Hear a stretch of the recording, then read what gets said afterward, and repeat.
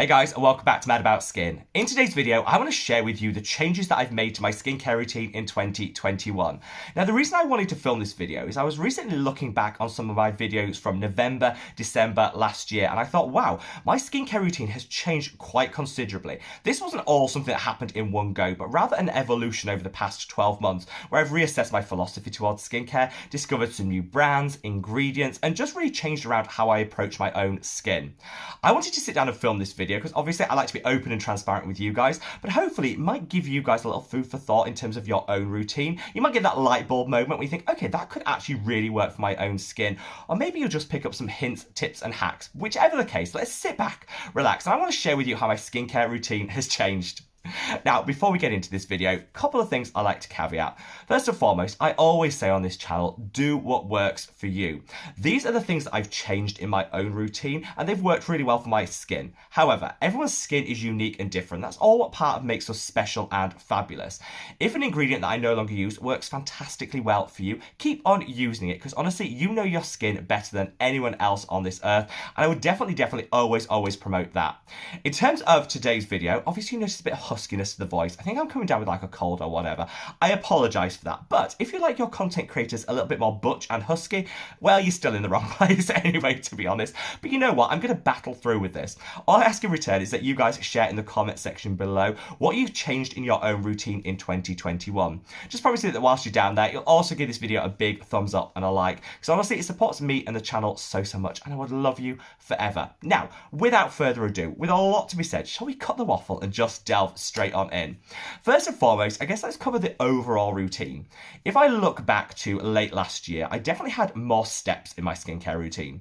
This year, I've had to trim things back a little bit due to some time constraints, and I'd say I've eliminated around 2 or 3 steps and individual products from my routine. You know what? When it comes to your own individual routine, it's all about the amount of time that you personally have to spend on it. It pains me when I see people panicking, rushing, throwing on products because they've got too many steps for the amount of time that they have. The best sort of skincare routine is one that meets your time commitment, your budget, and of course your own skin type. For me, I'm never going to do minimalist. I'm not a minimalist person. The more the merrier when it comes to skincare. But because I've been a little bit short on time this year with everything going on, I have streamlined a little bit. I expect this to be a huge trend in 2022, something they're now calling skinimalism. It's streamlining, deconstructing your routine and working out what you need to keep, and maybe eliminating some of the unnecessary steps. I still have like 8 or 9 steps in my morning and 7 or 8 steps in my evening skincare routine. But whatever happens, you do you, and be proud of your routine no matter how many steps you have in it. When I look to the cost of my routine, this I think has crept up slightly in the past year. Now, that's not that I'm saying to everybody you need to increase the cost of your routine to get better results. That's not the case. But unfortunately this year I discovered that with my own journey in terms of anti-aging, the best brand that works for me is Niod. That pains me because they're one of the more expensive brands that I reach for. However, I think for the additional results I get from Niod products, I'm happy to pay that a little bit extra. And I've started to swap in some of the Niod products and swap out some of the more affordable and drugstore things in my routine because I just got those extra benefits. Always match your skincare routine to your price point, but I did like a little bit of a trial where for a full month I just exclusively used Niod products, and honestly I was blown away by the results. I kind of filmed that with before and after and all of that in a recent video, which I'll link up there.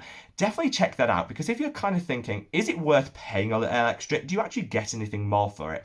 In my experience, I did with Niod, which I think is why the price point of my routine has crept up slightly, though I'm still at my heart cheap and drugstore to my core. Now let's move on to like the meat, the main substance of this video, and I want to start with the ingredients that I no longer use. Now again, to that original caveat, if you still love these ingredients and they work for you, continue to use them. But listening to my skin, what I want to get out of my skincare routine, I decided that there's 2 ingredients that I just no longer need. First and foremost is pure form vitamin C's, ascorbic and L-ascorbic acids. If I look back to the skincare community like 2 years ago, everyone was saying a skincare routine isn't complete if you don't have a retinoid and a vitamin C. They're like the non-negotiable alongside your SPF. I bought into that and I struggled through with my pure form ascorbic and L-ascorbic acids. My skin really didn't like them. It led to prickling, sensitivity, redness, irritation, but I thought, no, I need to plow on because this is adding benefit. In truth, it unfortunately took me 18 months to realize, look, if your skin doesn't like something, stop using it. Your routine needs to be enjoyable. And honestly, I was dreading reaching for that vitamin C serum because I knew it was going to irritate my skin.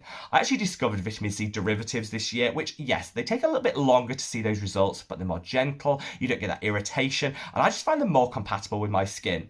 I think this shocked me because I have very resilient skin. Very few things sensitize it, but vitamin C, I just didn't get on with. And so I was happy to remove it from my routine this year.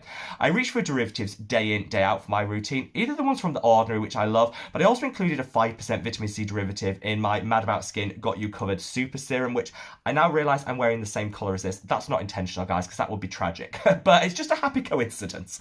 I actually formulated this with a 5% vitamin C derivative because I really wanted it to match my own skin, what I was looking to get out of it.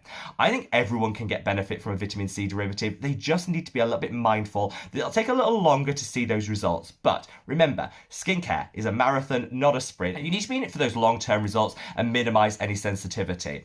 Of course, when I formulated this, I also threw in some of my other favorite ingredients, which is why, as I said earlier, I've been able to shrink down and streamline my skincare routine a little bit using a multi-active formulation. There's lots of others on the market. You don't need to buy mine, but do look out for one with a vitamin C derivative because I think your skin might love it. The second ingredient I've tossed out is glycolic acid, and this one honestly shocked me because if I look back to 18 months ago, I was the #1 fangirl for glycolic acid. I thought it was the most potent, most powerful exfoliator on the market, and because I suffer with adult acne, which then leads to some scarring and hyperpigmentation and dark spots, I wanted the strongest, most potent exfoliator to tackle that.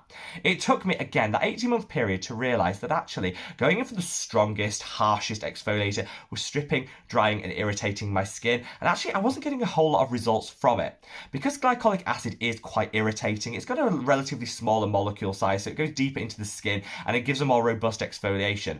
I actually found that irritation could have been leading to some excess hyperpigmentation, so kind of counterintuitive and causing what I was trying to use it to treat, if that makes sense. Around 6 months ago, I think it was May this year, someone recommended to me lactic acid and said just give it a try.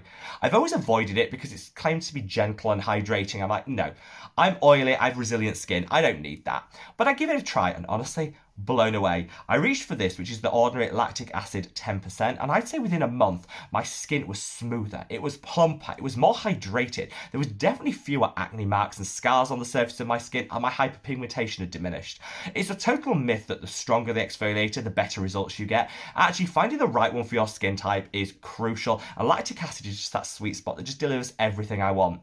I definitely encourage everyone to give lactic acid a try. Don't be put off by the fact people say it's super gentle. That actually is a bonus, a benefit. And if you want to kind of see my journey with lactic acid, the befores, the afters, and all of that, check out a video which I'll link up there where I captured all that journey. Honestly, watch that and hopefully you'll be convinced because I wish I'd changed this so sooner.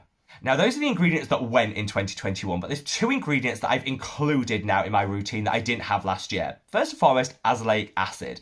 Again, it seems like I've been using azelaic acid and fangirling about them for years, but actually, in the terms of my skincare journey, it's a relatively recent discovery in terms of ingredients. I fell hard for azelaic acid, and genuinely, I believe there's one out there for every single skin type, and everyone can benefit from it in their skincare routine.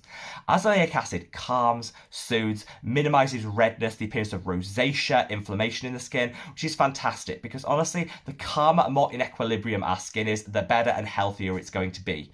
It also dials back the rate of acne-causing bacteria on the skin. Game-changing if, like me, you're still suffering with acne even in your 30s, azelaic acid can really help. It gives a light exfoliation, boosts cellular turnover. It's just one of those wonder all-in-one ingredients that I definitely recommend people try out. It's really important you map the concentration you reach for to your skin type and what you want to get out of it. And I kind of did like a 101 of finding your perfect azelaic acid match in a recent video, which is linked there. Definitely check that out before you reach for azelaic acid to make sure that you're using the right one for you. But in terms of the ones I use in my skincare routine, on a morning I use the Serum Mad About Skin serum I referenced earlier that has a 5% concentration of azelaic acid. Perfect for beginners. People that want to take it a little bit slow and gentle with that azelaic acid, 5% is amazing. And I got really great results from it. Then in an evening, for some of the acne fighting, I like to dial it up a notch. Just take it up a little bit and I'll use that serum, but then I'll top it up with this, which is the Face Theory Lumisalia serum. This is a high concentration azelaic acid serum and works beautifully if you're trying to dial back the rate of acne causing bacteria on the skin, tackle some of those blemishes and breakouts. These 2 together give me everything I need for azelaic acid fix, and honestly, this is like the #1 favourite discovery of the last year. Another ingredient I'm now using that I wasn't 12 months ago is urea. Now, this again getting a lot of hype, a lot of buzz like azelaic acid is, which surprises me because this has been around for decades, but all of a sudden, brands have realized urea is where it's at and can add so much great value.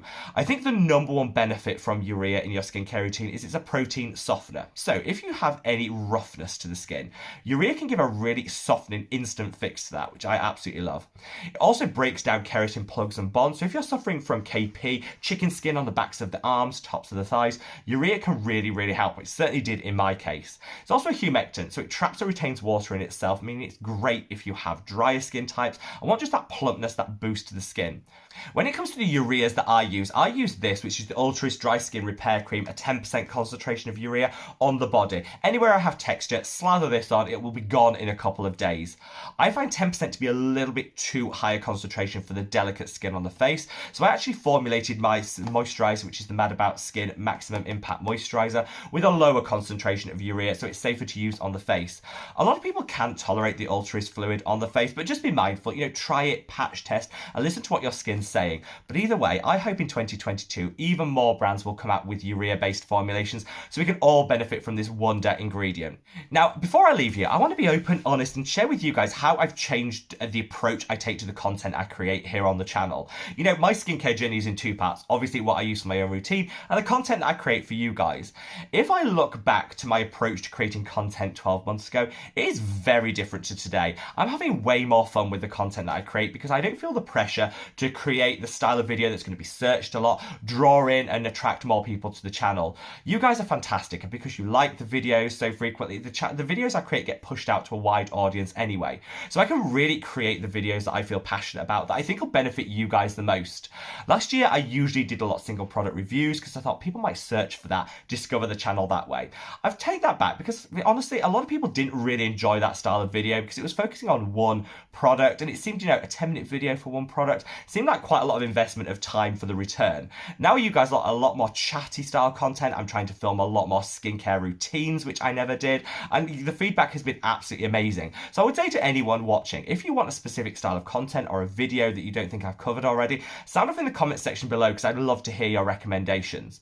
I also have moved on from being quite fearful of creating content that might be too similar to another content creator. This was like my number one fear last year. I thought, look, if someone's done a recent video, I don't want to be accused of copying it or you're plagiarizing their content, and so I'll stay well clear of that.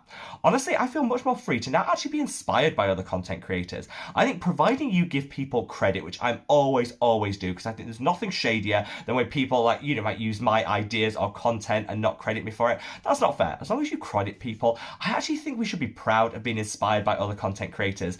I look to some of my favorites such as Adam Robert Lamb, I look No BS Beauty, Sarah over there, love her content, Kelly Driscoll, some of the really great content creators here. I watch their videos day in, day out, and I feel really inspired. And if I want to do my own take on a video style of them, I absolutely feel free to do that now, as long as, like I say, always make sure I give them the credit for that. And similarly, if people do the same for the content that I create, I actually see that, I think that's such a privilege and an honor that people like the content I'm creating and want to put their own spin on it. So I feel a lot more free in that space, which honestly has been super liberating. And a lot of it is the feedback and the love and support that you guys have given me that's made that possible. So there you have it, guys, how my skincare has changed over the last 12 months. Promise me that you'll let me know your own journey in terms of your skin and anything that you've mixed up in the comment section below. Wherever you are in the world, guys, stay safe, stay well, love your skin. Take care. Bye.